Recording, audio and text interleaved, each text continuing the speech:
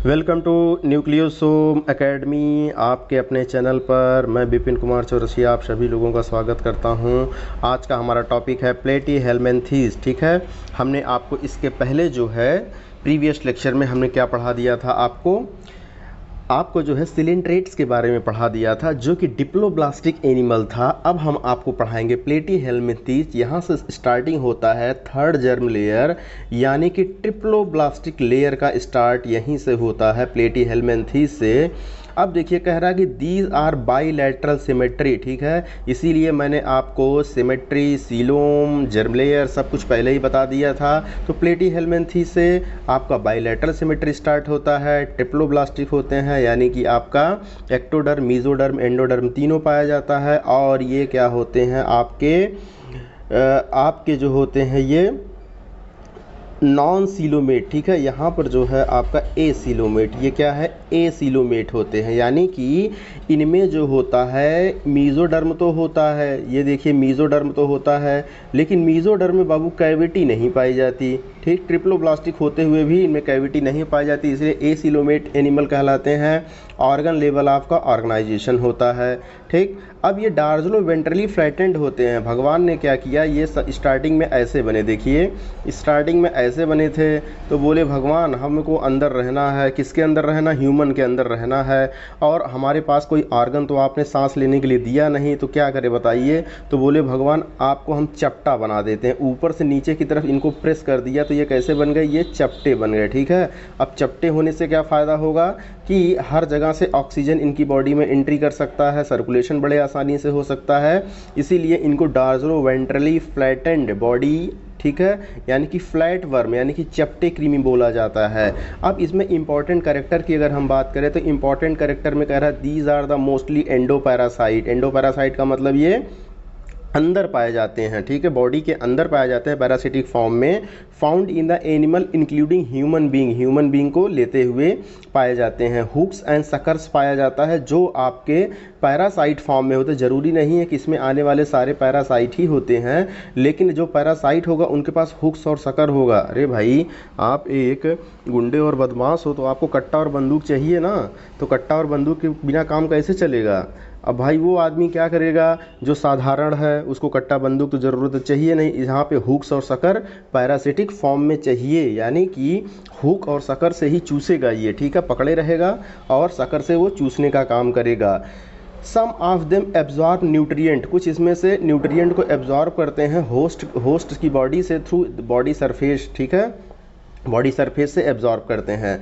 अब देखिए बहुत ही इंपॉर्टेंट पॉइंट है, यहाँ पर लिखा हुआ है फ्लेम सेल, जिसको हम लोग क्या बोलते हैं, प्रोटोनेफ्रीडिया भी बोलते हैं, हिंदी में बोलते हैं ज्वाला कोशिकाएं। ठीक है, कुछ ऐसे जो है आपके ज्वाला की तरह दिखता है, लौ की तरह दिखता है, इसीलिए इसको बोलते हैं ज्वाला कोशिका। एक्सक्रीटरी मटेरियल हर जगह से आ करके जो है इसी में इधर से आपका इसी में इकट्ठा होता है एक्सक्रीटरी मटेरियल, इसीलिए फ्लेम सेल जो होती हैं, प्रोटोनेफ्रीडिया जो होती हैं, वो osmoregulation as well as excretion में हेल्प करती हैं प्लेटीहेल्मिन्थेस के मेंबर में। और फ्लेम सेल का दूसरा नाम अगर पूछा जाएगा तो प्रोटोनेफ्रीडिया होता है। अब देखिए इसमें सेक्सेस आर नॉट सेपरेट, इनमें सेक्स जो सेपरेट नहीं होते हैं। इसका क्या मतलब हुआ कि ये आपके मोनोइसियस कंडीशन में पाए जाते हैं, यानी कि एक ही ऑर्गेनिज्म के अंदर मेल रिप्रोडक्टिव पार्ट भी पाया जाता है, एक ही और उसी ऑर्गेनिज्म के अंदर फीमेल रिप्रोडक्टिव पार्ट भी पाया जाता है।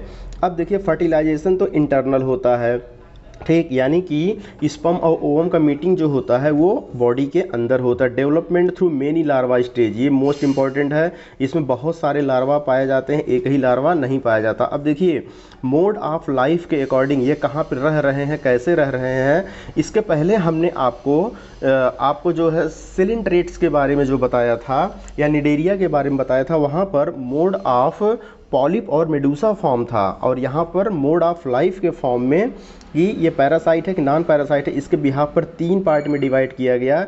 एक तो टर्बलेरिया है, और एक क्या है, ट्रीमेटोडा है, और एक आपका सिस्टोडा है। राइट, तीन होते हैं। तो ये फर्स्ट हो गया टर्बलेरिया, ये सेकंड हो गया ट्रीमेटोड्स, और थर्ड हो गया सिस्टोड्स यानी कि सिस्टोडा। अब देखिए टर्बलेरिया जो होते हैं वो फ्री लिविंग होते हैं। कैसे होते हैं, फ्री लिविंग होते हैं, एक्वेटिक होते हैं, और आपके कुछ एक्टोपैरासाइट होते हैं, ठीक, लेकिन मैक्सिमम जो होते हैं आपके इसमें फ्री ही लिविंग आते हैं। एक्टोपैरासाइट एंडोपैरासाइट नहीं होते, बॉडी अनसेगमेंटेड होती है।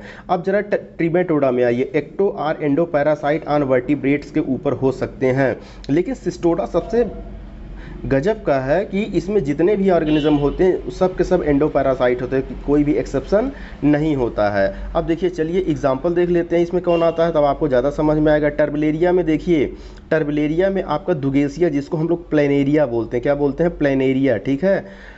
प्लेनेरिया में अभी एक चीज़ बताएंगे, हाई रीजनरेशन पावर होता है, वो भी आपसे क्वेश्चन पूछा जाता है। ट्रिमेटोडा में देखिए फैसियोला आता है, जिसको बोलते हैं लीवर फ्लूक, फैसियोला हिपैटिका पूरा नाम होता है, जो लीवर में पाया जाता है। और सिस्टोमा, जिसको हम लोग ब्लड फ्लूक बोलते हैं। ओके, सिस्टोडा में जो है आपके टीनिया आता है। देखिए टीनिया का सब लोग नाम जानते हैं, टीनिया को हमको लाइफ साइकिल भी हमारे सिलेबस में टीजीटी के, तो ये टीनिया सोलियम, सॉरी पीजीटी के सिलेबस में टीनिया सोलियम और टीनिया सैजिनाटा। टीनिया सोलियम जो होता है वो पॉर्क यानी कि शुगर के अंदर पाया जाता है, ये टेप वर्म बोलते हैं, फीता कृमि होते हैं, चपटे होते हैं। और जो आपका टीनिया सैजिनाटा होता है उसको बीफ वर्म बोलते हैं, ठीक है, बीफ टीप वर्म, क्योंकि ये गाय के अंदर या फिर आपके बकरी के अंदर ये सब पाया जा सकता है। तो आगे यहाँ पे आइए, टर्बलेरिया में क्या करा, बॉडी वाल सीलिएटेड होता है, सीलिया पाया जाता है। इसमें क्या होता है, विदाउट सीलिया होता है। इसमें क्या होता है, विदाउट सीलिया होता है, राइट। एपिडर्मिस के ऊपर रॉड लाइक स्ट्रक्चर होते हैं, जिनको हम लोग क्या बोलते हैं, रेप्टाइड्स बोलते हैं। क्या बोलते हैं, रेप्टाइड्स रिसेप्टर होते हैं, ठीक है, जो कि इनके फ्रिक्शन क्रिएट करते हैं बॉडी में, ठीक, और ये रिसेप्टर होते हैं। अब यहाँ पर देखिए, रेप्टाइड्स तो नहीं पाया जाता, लेकिन इनके ऊपर थिक क्यूटिकल पाई जाती है, क्योंकि भाई इनको अंदर रहना है, कहीं हमारे एंजाइम इनको डाइजेस्ट ना कर दें, ठीक है। अच्छा, क्वेश्चन ये भी पूछा जा सकता है कि ये सब हमारे अंदर पाए जाते हैं, अगर एंडोपैरासाइट है तो हमारे एंजाइम जो है इनको डाइजेस्ट क्यों नहीं कर देते। तो भाई इनके ऊपर जो होती है थिक कवरिंग होती है, रेजिस्टेंट कवरिंग होते हैं, क्यूटिकल होती है, जिसको हमारे डाइजेस्टिव एंजाइम पचा नहीं पाते। सिनसीटियल कंडीशन पाई जाती है। सिनसाइटियल समझते हैं, मल्टी न्यूक्लिएटेड कंडीशन, जैसे ये एक है, इसमें बहुत सारा न्यूक्लियस पाया जाएगा। ओके, अब देखिए यहाँ पर कह रहा body wall is covered with a thick resistant syncytial tegument के द्वारा ढका होता है इसमें, ठीक। इसमें रेहेबिलिटिस नहीं पाया जाता, रेहेबिलिटिस नहीं पाया जाता, लेकिन रेहेबिलिटिस खाली टर्बलेरिया में पाया जाता। Organ or attachment sucker, hook और स्पाइंस आर एब्सेंट होते हैं। भाई जब ये मोस्टली फ्री लिविंग होते हैं, ये समझ लीजिए अच्छा आदमी है। क्या है ये, अच्छा आदमी है। ये सबसे बुरा आदमी है, ठीक है, सबसे बुरा आदमी है। और ये ऐसा आदमी है जो अच्छा भी है और बुरा भी है, यानी कि फ्री लिविंग भी होता है और आपका पैरासाइट भी होता है, ठीक। तो सबसे ख़राब सिस्टोडा, सबसे अच्छा टर्बलेरिया। टर्बलेरिया में इसीलिए आपके हुक्स और सकर्स नहीं पाए जाते हैं, ठीक है। कट्टा और बंदूक नहीं लेके चलता। कट्टा और बंदूक कौन लेके चलेगा, आपका सिस्टोडा वाला लेके चलेगा। Organ of attachment are present होते हैं। Digestive system well develop. अच्छा बताइए, जब एक साधारण आदमी हो अपना खुद बना के खाना खाएगा, यानी कि डाइजेस्टिव सिस्टम वेल डेवलप होता है, लेकिन यहाँ पर देखिए डाइजेस्टिव सिस्टम ही एब्सेंट होता है। ये क्या करेगा, ये तो कट्टा सटा के खाना मांग लेगा ना, तो इसके डाइजेस्टिव सिस्टम की ज़रूरत ही नहीं पड़ती, क्योंकि इसको पचाया भोजन हमारे एलिमेंट्री कैनाल से मिल जाता है। इसीलिए भगवान ने कहा कि तुमको डाइजेस्टिव सिस्टम क्या चाहिए, क्यों चाहिए भाई, जब तुम पचाया भोजन ले रहे हो कट्टा सटा करके, यानी कि हुक्स और सकर से, तो तुमको डाइजेस्टिव ग्लैंड की ज़रूरत ही नहीं है। अब इसमें डाइजेस्टिव ग्लैंड क्या है, डाइजेस्टिव सिस्टम वेल डेवलप होता है, ठीक है, बट नो एनस, लेकिन इसमें एनस नहीं होता है। अब ये देखिए बाईसेक्सुअल होते हैं। बाईसेक्सुअल का मतलब क्या हो गया, बाईसेक्सुअल का मतलब कि एक ही में मेल फीमेल दोनों पाए जाते हैं। अब देखिए सेंसरी ऑर्गन इसमें एब्सेंट होता है, ठीक है, एब्सेंट इन एडल्ट में एब्सेंट होते हैं। सेंसरी ऑर्गन इसमें भी एब्सेंट होते हैं। मोस्टली बाईसेक्सुअल होते हैं, बस सम आर द यूनिसेक्सुअल होते हैं। इसमें भी बाईसेक्सुअल इनडायरेक्ट डेवलपमेंट होता है। तो इसमें दुगेशिया प्लेनेरिया आता है, जिसके अंदर हाई रीजनरेशन पावर होता है। फैसियोला जो होते हैं आपके लीवर फ्लूक बोलते हैं इसको, ठीक। और जो है आपके टीनिया सोलियम, टीनिया सैजिनाटा हो गया। देखिए एक क्वेश्चन बहुत पहले पूछा जाता था, लेकिन ये आपके थोड़ा सा धर्म से संबंधित था, इसीलिए इसको हटा दिया गया, कंट्रोवर्सी क्रिएट होती थी। टीनिया सोलियम जनरली जो कम्युनिटी हमारी हिंदू कम्युनिटी है उनमें पाई जाती है, क्योंकि टीनिया सोलियम जो है हिंदी कम्युनिटी वाले आपको पॉर्क को कौन खाएगा, हिंदू कम्युनिटी खाएंगे। पॉर्क को जो है मुस्लिम कम्युनिटी तो खाता नहीं है, ठीक है। मुस्लिम कम्युनिटी जो है काउज और ये आपके बोट्स वगैरह को खाते हैं, तो उनके अंदर जो है ये पाया जाता है। क्या पाया जाएगा आपका? Taenia saginata. देखिए यहाँ पे कोई धर्म से लेना देना नहीं है, ठीक है, मैं पहले ही बता दे रहा हूँ, जो फर्जी में कंट्रोवर्सी क्रिएट होगी यहाँ पे, ठीक है, अपन लोग सब भाई भाई हैं। अब यहाँ पर क्या हो गया? स्पर्म, ठीक है। अब देखिए यहाँ पे स्पर्म जो है, क्या स्पर्म इसके जो होते हैं वो बाई फ्लैजिलेटेड होते हैं। कैसे होते हैं? जो स्पर्म होते हैं वो बाई फ्लैजिलेटेड होते हैं, इसमें 2 फ्लैजिला पाया जाता है। तो बढ़ते हैं हम लोग नेक्स्ट स्लाइड की तरफ। देखिए नेक्स्ट स्लाइड में थोड़ा सा हम फैसियोला की स्टडी कर लेते हैं, कभी कभार क्वेश्चन पूछ लेता है, लेकिन हमको टीनिया पे फोकस करना। देखिए फैसियोला जो होता है वो डार्जो वेंट्रली फ्लैटेंड लीफ लाइक आपके स्ट्रक्चर होता है, अनसेगमेंटेड बॉडी होती है। अनसेगमेंटेड का मतलब देखिए ऊपर से आपको हल्का फुल्का सेगमेंट दिखेगा। क्या दिखेगा? आप ऊपर से हल्का फुल्का सेगमेंट दिखेगा, लेकिन पूरी तरीके से सेगमेंट नहीं होता है, इसीलिए इसको बोलते हैं स्यूडो सेगमेंटेशन। क्या बोलते हैं? स्यूडो सेगमेंटेशन याद रखिएगा, फॉल्स सेगमेंटेशन याद रखिएगा, पाया जाता है इसमें, ठीक। अब ये फैसियोला हिपैटिका डाइजेनेटिक होता है। डाइजेनेटिक का मतलब कि अपना ये लाइफ साइकिल 2 जानवर में या 2 होस्ट की ज़रूरत पड़ती है उसमें कंप्लीट करता है, और ये लीवर में रहता है, वहाँ पे बाइल डक्ट में जितना भी बाइल खाता है उसको, बाइल जो बनाता है लीवर उसको खाता रहता है। सीप्स और अदर कैटल में पाया जाता है। अच्छा, आप प्राइमरी होस्ट जैसे बाईजेनेटिक है, एक होता है प्राइमरी होस्ट, एक होता है सेकेंडरी होस्ट। तो आपसे अगर ये क्वेश्चन पूछ लिया जाता है कि प्राइमरी होस्ट आप किसको बनाओगे, सेकेंडरी होस्ट का इसको बनाओगे, तो रैंडम नहीं बना दिया जाता, आपको दिमाग लगाओ।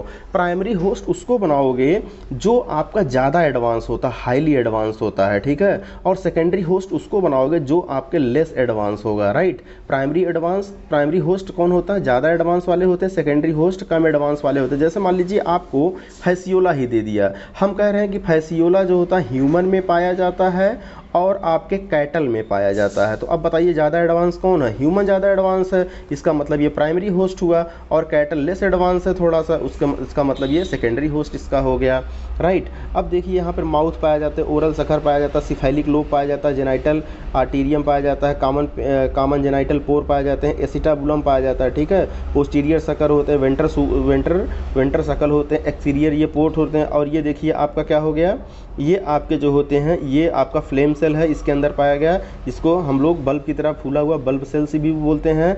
बल्ब सेल्स, इसी को बल्ब सेल बोला जाता है, या सोलिनोसाइट्स बोला जाता है, या इसी को फ्लेम सेल्स या प्रोटोनेफ्रेडिया बोला जाता है। ये एक साथ नाम याद रखिएगा, बल्ब सेल, सोलिनोसाइट्स, फ्लेम सेल और प्रोटोनेफ्रेडिया को एक साथ याद रखिएगा। इनके एलिमेंट्री कैनाल जो होती है बाइफरकेटेड होती है। एलिमेंट्री कैनाल ऊपर से आती है, एक ऐसे मुड़ जाती है, एक इधर की तरफ मुड़ जाती है, यानी कि बाइफरकेटेड होता है। अब देखिए 2 टर्म आपसे पूछा जाता है, एक होता है पीडोजेनेसिस। पीडोजेनेसिस का मतलब होता है कि रिटेंशन ऑफ लार्वा कैरेक्टर, ठीक है, रिटेंशन ऑफ लार्वा कैरेक्टर, यहाँ पे गलत लिखे हैं हम लोग।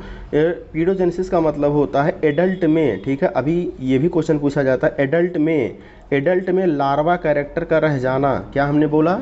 ध्यान से सुनिए, एडल्ट में लार्वा कैरेक्टर का रह जाना आपका पीडोजेनेसिस कहलाता है। मतलब एक एडल्ट है, मान लीजिए ये आपका एक जवान व्यक्ति है, ठीक है, लेकिन अभी भी इसके अंदर बचपना है। क्या है? बचपना है, ठीक। सिंपल एग्जांपल समझिए, एक 35 साल का व्यक्ति है, लेकिन वो एक 12 साल बच्चे की तरह बिहेव कर रहा है, इसका मतलब एडल्ट के अंदर लार्वल कैरेक्टर है, तो उसी को हम लोग बोलते हैं पीडोजेनेसिस। क्या बोलते हैं?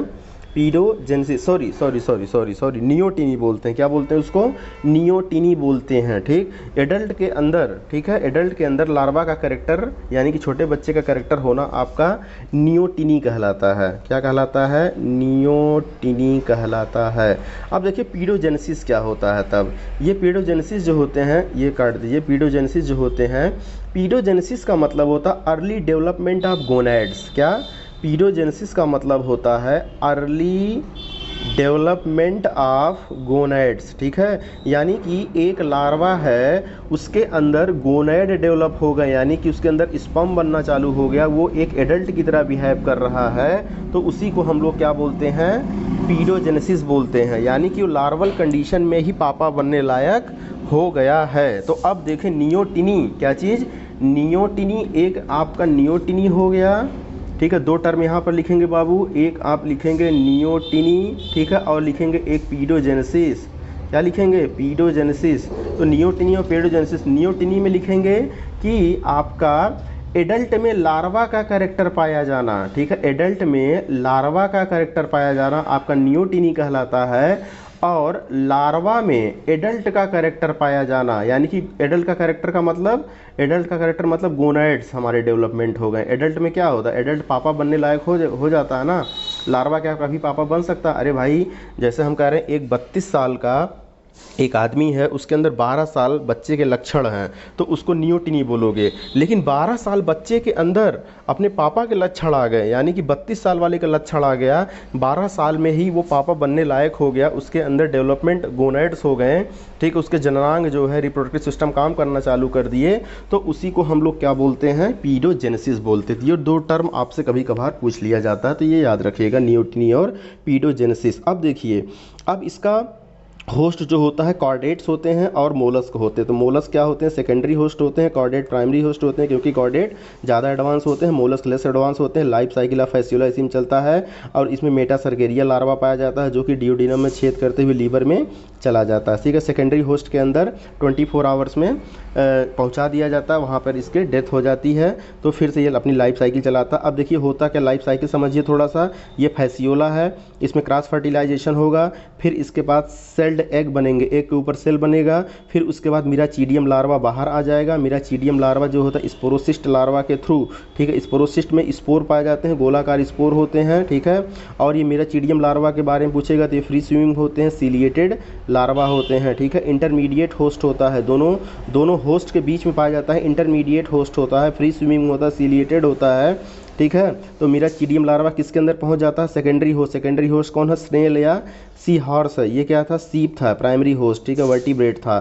स्पोरोसिस्ट पहुंच गया, इसके बाद रेडिया लार्वा कन्वर्ट हो जाएगा, रेडिया से सर्केरिया, सर्केरिया से मेटा सर्केरिया में कन्वर्ट हो जाएगा, फ्री स्विमिंग। यही मेटा सर्केरिया सबसे खतरनाक होता है, ये इंसेस्टेड होता है, टेल होता, और ये मेटा सर्केरिया फिर से फैसियोला में चला गया, फिर से फैसियोला में यानी कि सीप में फिर से एंट्री कर जाएगा।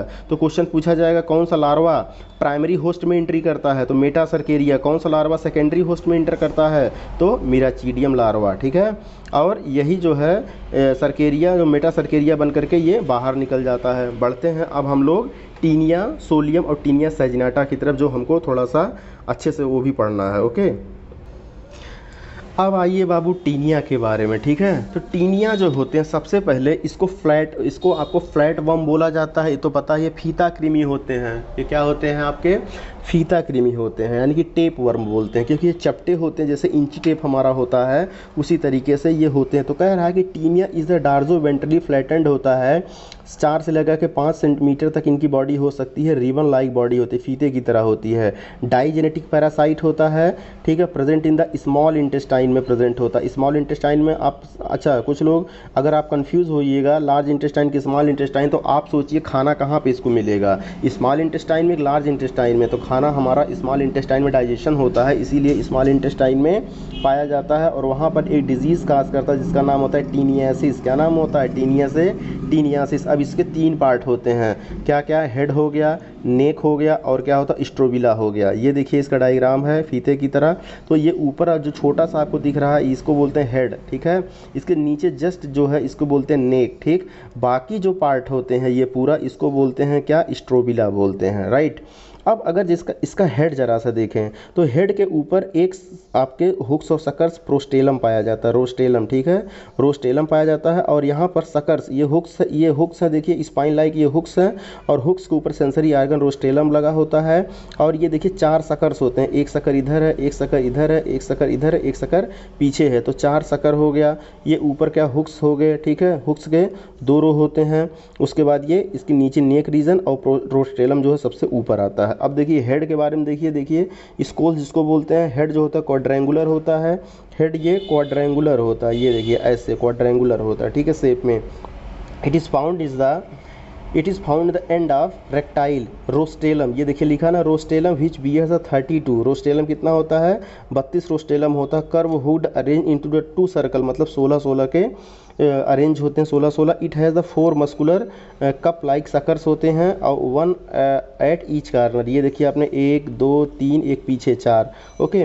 अब देखिए कह रहा है suckers and hooks act as the organ of attachment, यही हुक्स और सकर्स अटैचमेंट के काम आते हैं। क्योंकि भाई हमारा जो फीकल मैटर, हमारा जो लेटरिन पास हो रहा है, ठीक है। अब उसके साथ कहीं वो बाहर ना छूट के चला जाए तो वो हमारे इंटेस्टाइन की दीवार में क्या होता है, कस के हुक्स और सकर से पकड़े रहता है, राइट। अब देखिए कह रहा है कि taenia saginata differ from taenia solium absent in the hooks and suckers. अब देखिए यही सबसे बड़ा अंतर होता है टीनिया सोलियम और टीनिया सैजिनाटा में। तो टीनिया सैजिनाटा जो कि आपके गाय के अंदर पाया जाता है, सीप के अंदर पाया जाता है, टीनिया सोलियम जो कि ह्यूमन के अंदर पाया जाता है। तो टीनिया सैजिनाटा में हुक्स नहीं पाए जाते, याद रखिएगा, टीनिया सैजिनाटा में हुक्स नहीं पाए जाते, ठीक है।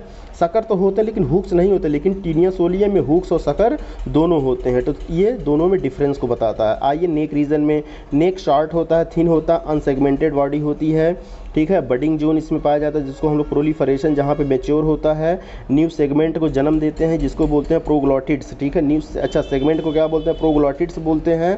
प्रोग्लॉटिड्स ही जो है 7-8 पर डे, ठीक है, ये अपनी लाइफ में क्या करते हैं, ये छूटते रहते हैं 7-8 प्रोग्लॉटिड्स हमारे फीकल मैटर के साथ बाहर निकलते रहते हैं, जो कि सेकेंडरी होस्ट को क्या करेंगे, इन्फेक्ट करेंगे। स्ट्रोबिला देखिए सबसे लास्ट वाला पोर्शन होता है, मेन बॉडी पोर्शन होता है, कंसिस्ट ऑफ 800 to 1000 फ्लैटेंड छोटे छोटे बॉडी हो सकते हैं, यानी कि जैसे 1 2 3 4 5 6 लेकर के ये पूरा लास्ट तक 800 या 1000 हो सकता है, राइट। अब क्या है, रेक्टेंगुलर प्रोग्लॉटिड्स होते हैं। प्रोग्लॉटिड्स का मतलब एक सेगमेंट को हम लोग प्रोग्लॉटिड्स बोल रहे हैं। सिंगल लीनियर सीरीज होता है। Each proglottids contain a complete of the hermaphrodite reproductive structure.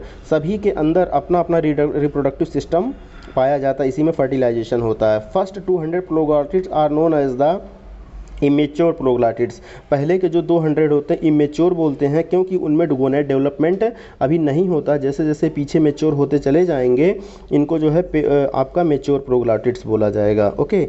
Middle 400 से 600 प्रोग्लॉटिड्स जो होते हैं उनको मेच्योर प्रोग्लॉटिड्स बोला जाता है, क्योंकि both male and female reproductive part जो होता है उनमें क्या होता है, फंक्शनल हो जाता है। लास्ट के 200 प्रोग्लॉटिड्स को क्या बोला जाता है, ग्रेविड बोला जाता है, क्योंकि वो पूरी तरीके से मेच्योर हो जाते हैं। एग आपका जो फर्टिलाइज हुआ वो बाहर निकलने के लिए रेडी हो जाते हैं। ग्रेविड प्रोग्लॉटिड्स जो होता है, ठीक है, डिटैच होते हैं, छूटते हैं 1 by 1, एक एक करके, ग्रुप में भी छूट सकते हैं 4-5, ठीक है। उसके बाद क्या कर सकते हैं, ये होस्ट फीकल के थ्रू निकलते हैं, यानी कि हमारे लैट्रिन के थ्रू पास होंगे, और इस फिनोमेना को एपोलिसिस बोला जाता है। क्या बोला जाता है, एपोलिसिस बोला जाता है। अब देखिए ये क्या है, ये सपोज करिए ह्यूमन है, क्या है ये, ह्यूमन है, ठीक। अब ये ह्यूमन का एलिमेंट्री कैनाल है। ह्यूमन के स्मॉल इंटेस्टाइन में ये टीनिया रह रहा था। लास्ट वाले प्रोग्लॉटिड्स जिनको हम लोग क्या बोल रहे हैं, जिनको हम लोग ग्रेविड बोल रहे हैं, अब ये हमारे लैट्रिन के पास होंगे, बाहर की तरफ मिट्टी में जाएंगे, ठीक है, और ये हमारा लैट्रिन के थ्रू जाएंगे, और यहाँ से इनका पॉर्क जो होगा, सूअर जो होगा, इस लैट्रिन को खाएगा तो ये सूअर के अंदर चला जाएगा। सूअर के अंदर चले जाने के बाद, ठीक है, जो लोग अधपका मांस खाते हैं, यानी कि प्योर कुक करके अच्छी तरीके से नहीं खाते हैं, ठीक है, जो है आपके अच्छी तरीके से, अगर सूअर का मांस जो है जिसको बोलते हैं पॉर्क जिसको बोलते हैं, अगर अच्छे से आपने कुक नहीं किया तो उसकी मसल्स में जो है आपके ब्लैडर वर्म लार्वा पाया जाता है, तो वो फिर से ह्यूमन बॉडी में चला आएगा। तो इस तरीके से लाइफ साइकिल अपनी ये कंप्लीट करता है। आइए इसकी लाइफ साइकिल के जो शॉर्ट में देख लेते हैं। तो यहाँ पर देखिए ह्यूमन लिखा गया है, प्राइमरी होस्ट होता है, और यहाँ पे पिग या काऊ, ठीक है, पिग किसके लिए लिखा गया है, टीनिया जो है टीनिया सोलियम के लिखा गया है। काऊ किसके लिए लिखा गया है, टीनिया सैजिनाटा के लिए लिखा गया है, ठीक है, सेकेंडरी होस्ट। देखिए ह्यूमन प्राइमरी होस्ट इसलिए क्योंकि ज़्यादा एडवांस है, पिग या काऊ लेस एडवांस है, इसलिए इसमें सेकेंडरी होस्ट बोल दिया गया। अब देखिए टीनिया है, इसमें सेल फर्टिलाइजेशन होता है, तो ये सेल्ड एग बनाता है, ठीक है, जिसको आंकोस्फीयर बोलते हैं। आंकोस्फीयर जो होता है, यही वाला आंकोस्फीयर लार्वा जो होता है, ये ह्यूमन एक्सक्रीटा के थ्रू निकलता, हमारे लैट्रिन के थ्रू पास होता है, और ये अटैक करता है किसके ऊपर, ये काऊ या पिग जब इसको आपको खा लेते हैं, किसको, फीकल मैटर को, कौन, आपका काऊ या पिग, ठीक है, तो क्या होता है, हेक्साकैंथ लार्वा इनके अंदर बन जाता है, उनके स्टमक में बन जाता है, ठीक है। हेक्साकैंथ में जो होते हैं 6 कांटे होते हैं, इसीलिए हेक्साकैंथ बोला गया। अब ये कन्वर्ट हो जाएगा धीरे धीरे ब्लैडर वर्म लार्वा में, ठीक है, जिसको बोलते हैं सिस्टोसर्कोसिस लार्वा, जो कि मसल्स में चला जाएगा। किसके मसल्स में चला जाएगा, घूमते घूमते ये मसल्स में, या तो इसे ये पॉर्क के मसल्स में चला जाएगा। और अगर हम इसी पॉर्क को कुक अच्छे से नहीं किए, पकाए नहीं है, ठीक है, जिसको बोलते हैं मीजली पॉर्क या बीफ को अच्छे से नहीं पकाए हैं, तो वो फिर से हम खा लेंगे तो वो फिर से हमारे अंदर प्राइमरी होस्ट में चला जाएगा। तो इस तरीके से इसकी लाइफ साइकिल चलती रहती है। ये सब लार्वा के नाम याद रखिएगा। देखिए आंकोस्फीयर लार्वा अटैक करता है सेकेंडरी होस्ट पे, और आपके ब्लैडर वर्म लार्वा अटैक करता है प्राइमरी होस्ट पे। ये ब्लैडर वर्म या सिस्टिसर्कोसिस लार्वा जरूर याद रखिएगा, ये मसल्स में पाया जाता है। किस में पाया जाता है? मसल में पाया जाता है। किसके मसल में? सेकेंडरी होस्ट वालों के मसल में पाया जाता है। सबसे ज़्यादा खतरनाक होता है, ठीक है। इससे सिस्टिसर्कोसिस क्या होता है आपका? एक डिजीज़ होता है। अब देखिए इसमें नोट्स में जो नहीं लिखा है आपके, एक मेहलिस ग्लैंड होता है। क्या होता है? इसको याद रखिएगा। मेहलिस ग्लैंड जो होता है ये यूनिसेलुलर ग्लैंड होते हैं, जो कि आपके जो एग्स बनते हैं इनके ऊपर चिपके होते हैं, ठीक है। इनको सूखने से बचाते हैं, मेहलिस ग्लैंड होता है, ठीक है। और एक होता है वाइटेलिन ग्लैंड। क्या? वाइटेलिन, ठीक है, या वाइटेलिन ग्लैंड होता है। फर्टिलाइजेशन के बाद ये एग के ऊपर अपना सिक्रीशन डालता है ताकि एग बड़ी आसानी से बाहर निकल सकते। तो पेरीवेटाइलिन या वाइटेलिन ग्लैंड और ये मेहलिस ग्लैंड आप लोग याद रखिएगा। तो ये पूरा था आपको आपके शॉर्ट में कहने का मतलब ये गागर में सागर है। शॉर्ट का मतलब ऐसे मत समझिए कि हवा ऊपर ऊपर निकल गया है, ठीक। तो इतना याद कर लीजिए क्योंकि आपके पास ज़्यादा टाइम नहीं बचा हुआ। लार्वा ये सब तैयार कर लीजिए। ओके, थैंक यू, मिलते हैं।